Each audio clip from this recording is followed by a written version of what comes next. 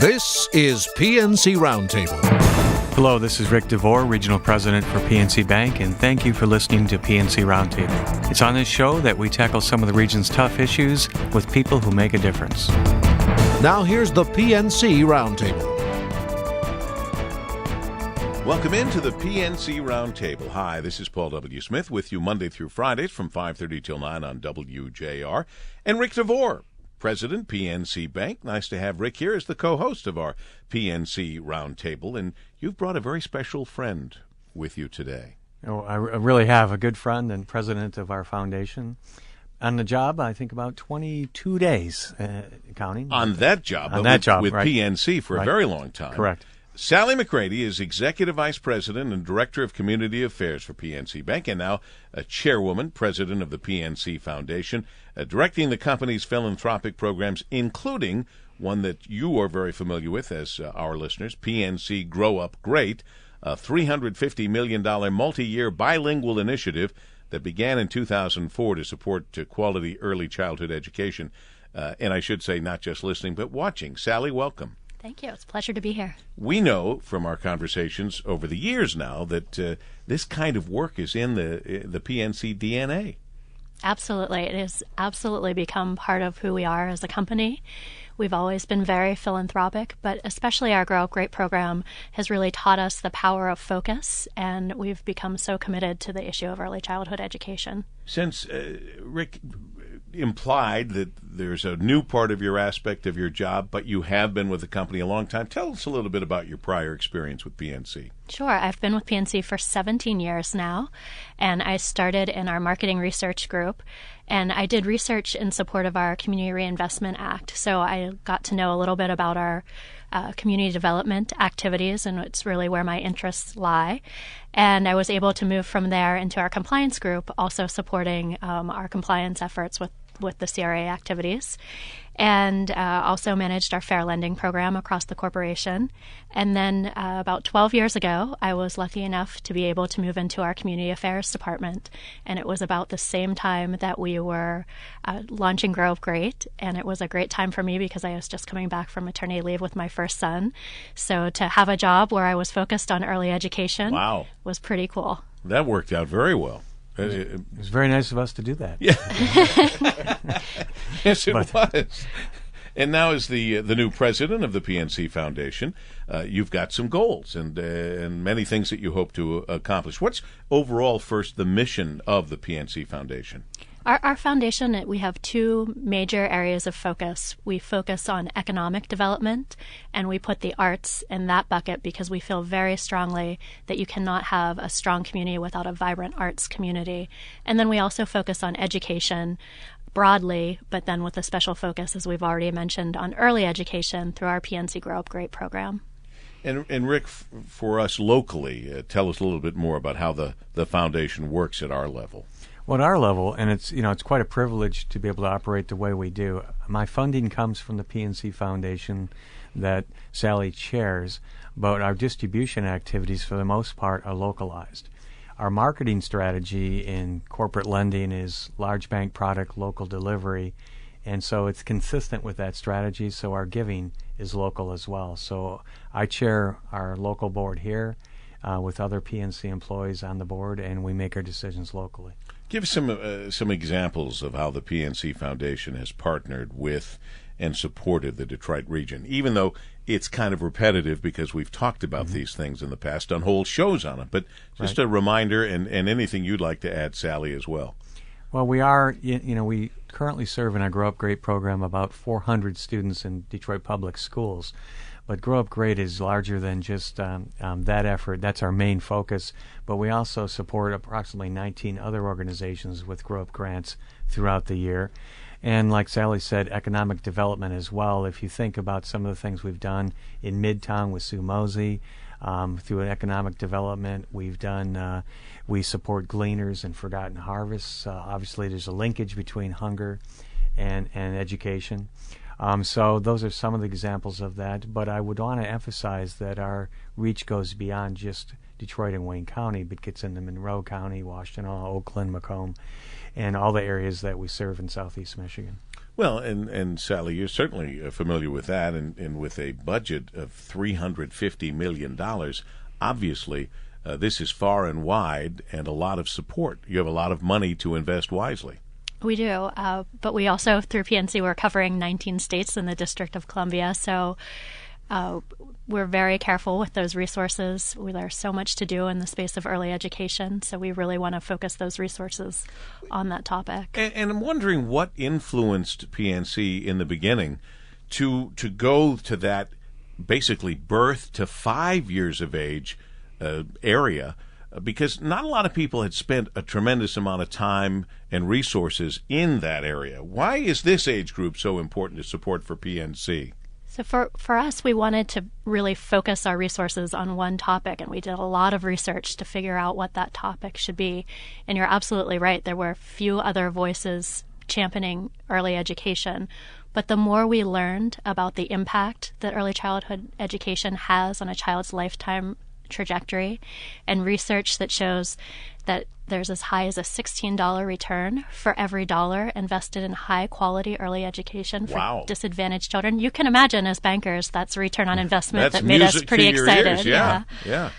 $16 for each dollar invested. It's pretty amazing. And I think, and we've talked about this, Paul, both on the air and off the air, is, in our travels together. But, I think our philosophy of picking fewer things, doing them bigger, doing them deeper, we think we can be more impactful. And also, I would say that, just to add to Sally's comments, that the other issue for us is the unique, asking our employees what was going to be impactful. And I know that there was this survey done a number of years ago, and I think early childhood kind of rose to the top, because we were probably like a lot of banks back in the day, right? Spread it around, do a little bit everywhere, but start to wonder how impactful you were.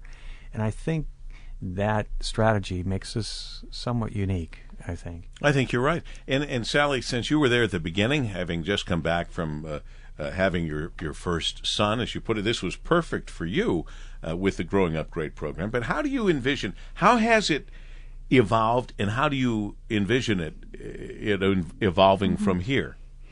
Well, I think what's unique about Grow Up Great is that it was never purely a grants program. So we have a volunteerism component to our program. All of our employees get 40 hours of paid time off each year to volunteer for Grow Up Great. We have an awareness component to our program where we're really talking to parents and caregivers about the importance of the first 5 years and raising awareness.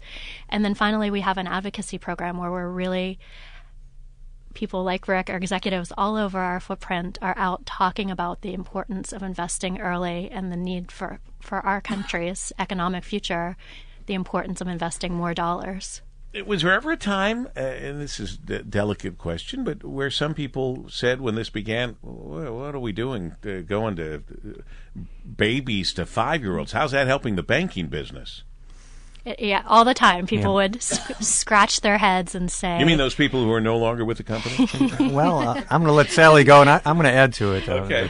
Yeah, but people would scratch their heads and say, why would a bank be interested in this issue? But some of that research I mentioned shows there's such a strong economic correlation between investing early and future success. To us, it really is a workforce development issue as well as an economic development issue. And you have a long-term view. Mm-hmm. Right. And I will tell you that what I find ironic about this, and this is one of the things that I'm most proud of with PNC Bank, is that having the courage to have this longer-term view. The fact that this is an investment and we're in this for the long run. Because if you think about it, like all public companies, we're rated quarterly. We get a scorecard every quarter how we're doing. And so it does take a lot of courage to do that. But I would tell you, Paul, that it's not dissimilar to our courage not to get into subprime lending. I mean, it was like everybody's doing it. How come you're not doing it? And big money to be made. And we did not waver from that. And I would say that, and you've met Jim Rohr. We were talking about him before we went on the air.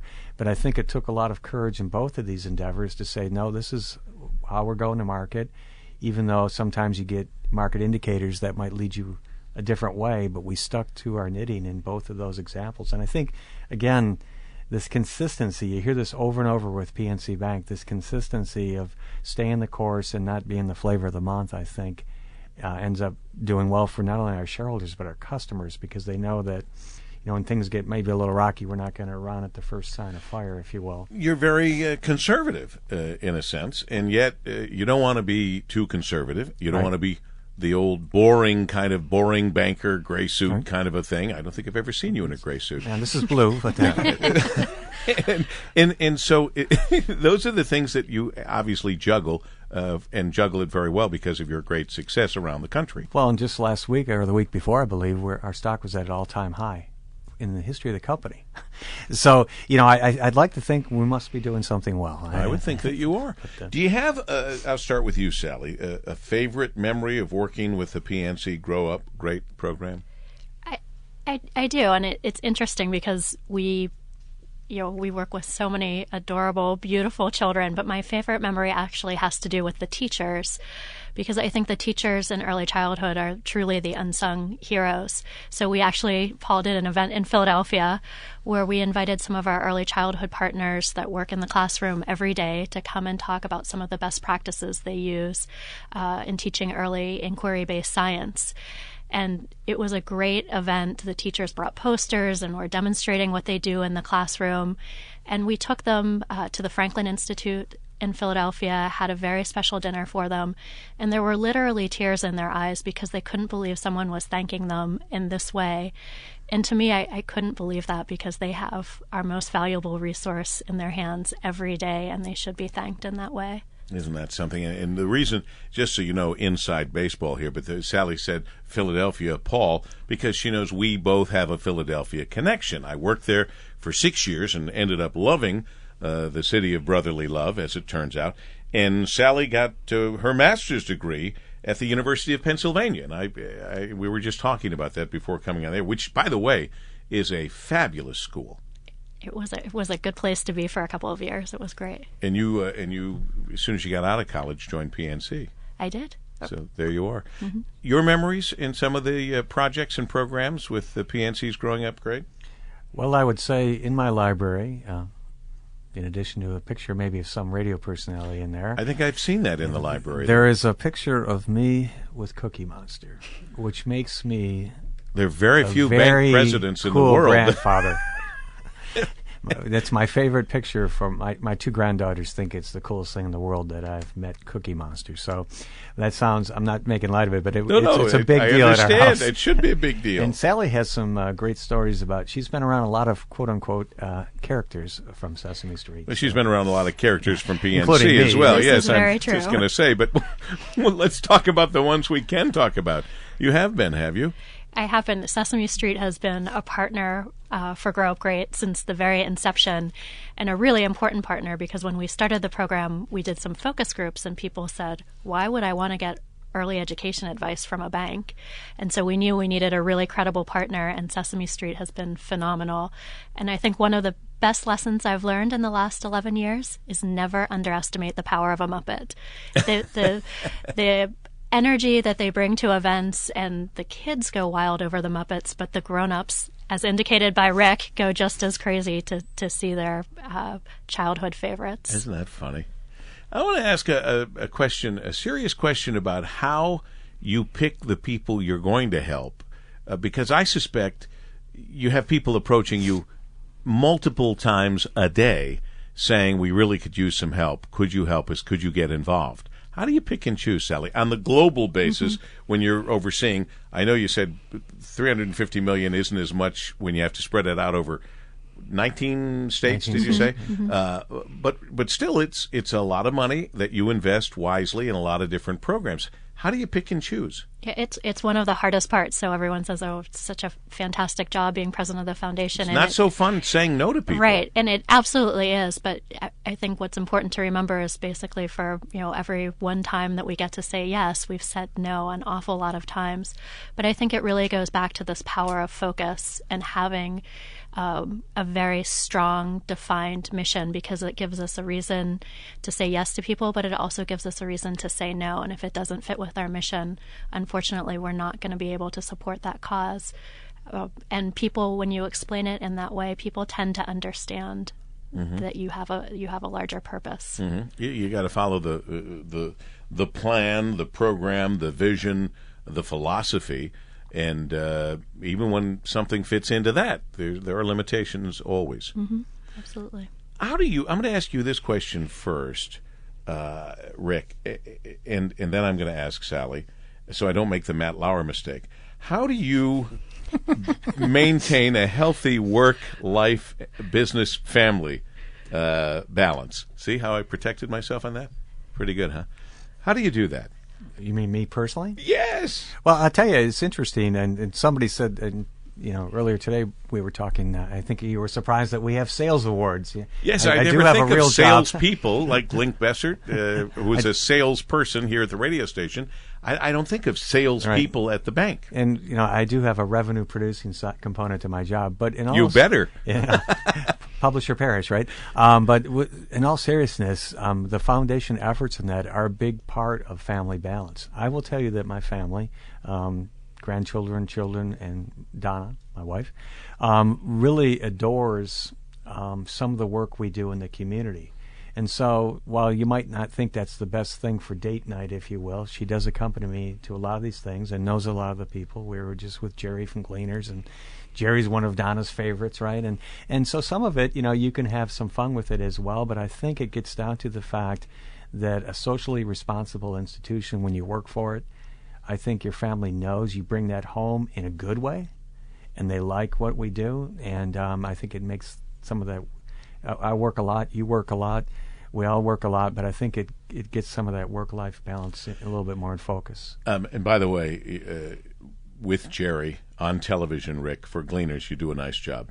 Oh, thank you. Just a reminder. I have a face for radio, but no, don't. I hate that expression. All right, but you do a great job, and helping Gleaners is very, very important. And it occurs to me, Sally, before I ask how you do the balance, is there a part of the Growing Up Great program, not to 0 to 5, but beyond that as it continues to grow, where you teach children about philanthropic work and philanthropy? Because that's a really good and important thing for us all to learn at an early age. Mm-hmm. Well, it's interesting because it actually is a part of one of our programs through Grow Up Great. So we have a program that we developed with Sesame Workshop called For Me, For You, For Later. And what it teaches children is the importance of spending, saving, and sharing. So even for kids 3 to 5, which is the target age range for that program, we're able to start talking about the importance of there's some for you, there's some you save, and there's some you give to others. And now the fourth one, there's some for the government. But beyond that, rim shot, please. They try to keep that and from they them. want to give it to other people. So we don't have. I did buy a bank like that for Sophie years ago. There's for you, for others, and for saving or whatever for the future. But I now have to buy one that's got that fourth little canister. But no politics here, ladies and gentlemen. How do you maintain the balance, Sally, with the family and work? I think one of the things I've learned over the years is you never judge it on a daily basis, because on any given day you're way out of balance. But if I can look back over a week or even a month and feel like I've done both jobs well, I'm really happy. But you have to understand some days it's going to be all one and some days it's going to be all the other. And getting the family involved like Rick does, like we all do, like I do, it helps, frankly. And I think it's healthy. I hope it's healthy. I hope it's not us just making an excuse that we're going to be a workaholic and therefore we're dragging our family into it and telling them that's good for them to do too. This is good work for them to do. I really think so, and I think they see it. It connects the dots, if you will. They see what you do. They see how it might be having an impact. They participate. And I always think of my story of taking mulch when we were doing a playground build out in Brightmoor. And I'm following this young man, about 13 years old, hoofing it around with 85-degree weather, mulch, doing a pathway. And we're taking a break, and I'm talking to him, and I figure out it's Philip Fisher's son. And then I see Philip Fisher's daughter. And I'm thinking to myself, now there's a great example of people that are practicing what they preach, if you will. And I think that really brings it home for people. He didn't make a big deal about who he was or anything like that, if you know Philip. Sure, I do. He didn't.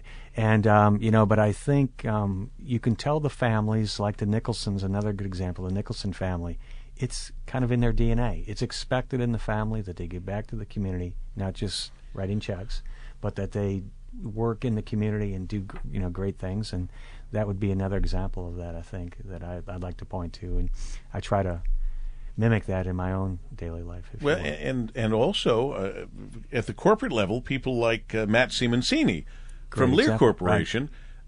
He was there for Brightmoor, I'm quite certain, but for other parks in the city, and that's maybe not because he grew up doing He's that. an East Sider. He grew up on the He East Side. grew of up Detroit, on the East Side, didn't have a lot of money to go do that, didn't maybe the family wasn't even as involved, but he is doing it because he loves the city, for example, Right. and he is very aware of how hard he's worked and therefore how fortunate he's been, and he gives back in that way, and that also is another lesson that sometimes comes later in life. Correct. No, he's another great example. Cindy Paskey's another one. Oh, I mean, perfect. we can go Cindy, on and on, you're right. And, there's a lot of people that grew up pretty humble. I mean, for me, the closest I got to a golf course was sneaking on Monday night and trying to get golf balls out of the pond. I never Which he, even by the smelled way, a golf course. turned into a multi-million-dollar business. Now I still contribute to those ponds in a different way. Oh, I do too. But I think it really helps ground you and so forth. And but it's great to work for a company that values the philanthropy and the volunteerism. It's pretty unique. It is. All of our companies are pushing. We have to always do better, and that's fine. But as long as the companies also realize the importance of this other stuff that we don't necessarily, can't necessarily put a dollar figure on it, Right. we all have to know in our heart, in our gut or our heart, that it's the right thing to do, and that's where the payoff is, truly. But you mentioned golf. Do you play golf, Sally? I do. Not well. Well, good. Then That's why we get along. Us three would get along great. Let's play for money. No, I'm terrible at golf, but I would love to invite you because you have sponsorship of some sort or another, and if you don't yet, this will make you have to for the the 12th. I've heard about this ploy. Quick, get Jim Rohr on the phone. He'll say yes. The 12th annual Paul W. Smith Golf Classic to benefit PAL, the Police Athletic League. So, since you're going to be around in August, Rick, it's August 10th. Yep. Bring Sally. Well, last time I had a trustee meeting in Oakland, so I came just for the lunch, and it was very pouring kind of you. rain. Yes, I we don't recall. like to think of the fact that it's rained the last two golf outings, very because fun if event. it rains one more time, they're all going to say, "Oh, you mean that golf outing that always gets rained on?" After 12 years, for goodness sakes. But no, seriously, you should come. That sounds great. It would be fun. Do you have hobbies? I do. Someday I hope to get back to them. My boys are really into sports, so my hobbies tend to be whatever sports How old are they now? They're 8 and 11. Oh, boy. So we're just transferring into baseball season, so I will spend my summer on the many different baseball fields across western Pennsylvania. And they will forever be grateful that Mom, as busy as she is, doing what she's doing now, president of this foundation and all the other things that you do, will make it to the baseball game. These are the things that kids remember. Absolutely. And they're so important. Do you have hobbies besides a little golf once in a while? I read a lot. Yeah. I like to People read. ask me, where do we get the time? But I do read a lot. And besides that, and home remodeling, or at least... Oh, that I kind got to of get a thing. hold of Donna right Yeah. now. Home remodeling. Seems to be Are you picturing her Rick, hobby. Anyone here in the room picturing Rick with his tool belt on? I am not skilled trades. I am manual labor. Well, Good for you, because it's, again, goes to that balance that everybody's looking for. And, boy, people ask me what my hobby is. My hobby is like work. Work is my hobby because I love doing what I do. I mean, there's no real heavy lifting in what I do. The worst part of my job are the hours. Who wants to get up at 4 o'clock in the morning? I didn't see anybody's hand go up. But almost this morning. Oh, yeah. 5:15 this morning. he came into the studio. Rick came into the studio. He said, it's a 15-hour day. And I go, yeah? So? I got no love. No love. 15. Yeah, and? Okay, so things are going great at PNC, and I can tell you why. You have great people attached to your bank. We do. You really, really do. Every person that you've come in, come in with, has been a great person, an outstanding person. And Sally, you were one of those people, and we appreciate what you're doing. And in this newest position now, as the chairwoman and president of the PNC Foundation, we wish you good luck with all of the different things you do, and we thank you now for everything you're already doing in and around the Detroit area, especially with the PNC Grow Up Great program. Great. Thank you. Thank you very much. What other goals do you have? You know, you come in as this position now, you've got to put your mark on it. So there are a couple of things you're going to change or add to, or... I think so. I think we always look, what's new, how do we keep our programs fresh, especially a program like Grow Up Great that's 11 years old. But I think our model for delivering philanthropy works so well. You've got people like Ric that really know the market, know what the needs are in Detroit. And I got to tell you, because you're in Pittsburgh, so you may not know this. He really is, and I know you're sitting right here, right? But I'm going to talk about you like you're not. He's really very much involved in so many good and positive things in the community. He's made and continues to make a real impact. He really does. I think it's amazing. He's only been here for 5 years. Well, he came back. I mean, this is like right? coming back, right? Right. And you don't, and you're never going to leave. That would be no, as long as there's grandchildren in Birmingham, Michigan. I don't think so. It's nice to get to a position like that where you can say that. Yeah. Thanks, but no thanks. Yep. I'm real happy where I am. Anyway, we're happy with him, too, in the job that he does. And you get around to a lot of different communities in a lot of different places and meet a lot of regional presidents like Ric, and you're probably very happy with them, too. It is really a pleasure to travel around and see how different communities and different bank markets embrace our philanthropy and the different choices they make and what to do with the money. It's fantastic to see. Well, we appreciate all the money you're leaving behind here in Detroit, that's for sure. And Ric, you get the final word.